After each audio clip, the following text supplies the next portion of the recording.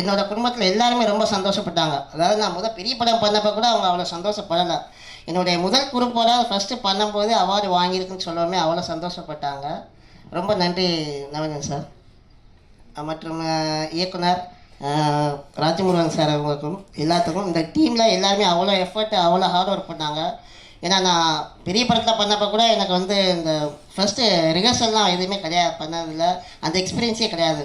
ஆனால் ஒரு படம்னா இப்படி தான் இருக்கும், இப்படி தான் பண்ணணும், இப்படி தான் இருக்கும்னு சொல்லி ரிஹர்சலுக்கும் என்னை கூப்பிட்டு பாருங்கள், எல்லாம் பண்ணுங்கள், நீங்களும் ட்ரைனிங் எடுங்கன்னு சொல்லி ஃபஸ்ட்டு 4 days ரிஹர்சல் பண்ணி திருவண்ணாமலையில் அதுக்கப்புறம் போய் ஷூட் பண்ணால் அங்கே ரொம்ப சேலஞ்சிங்காக இருந்துச்சு எல்லாமே. ஏன்னா அந்த காடுனால மழை திடீர்னு வெயில் அடிக்கும், எல்லாம் ரெடியாக இருப்போம், பார்த்தா கிளைமேட் உள்ளே போயிடும்.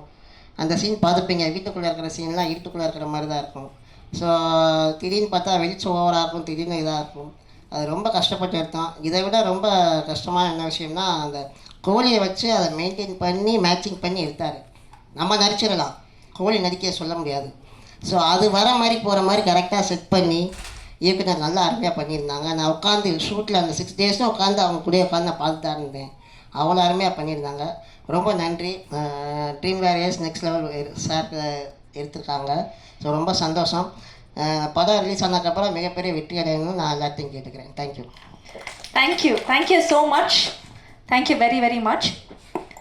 அடுத்ததாக தொடர்ந்து நிறைய பேர் பேசும்போது இந்த படத்தினுடைய டீம் ஒர்க் பற்றி பேசுகிறாங்க. ஒரு டீம் ஒர்க் பேஷனேட்டாக இருக்கிறத தாண்டி அது சக்ஸஸ்ஃபுல்லாக வெளில வரணும் அப்படின்னா ஐ திங்க் ஒவ்வொருத்தருக்குள்ள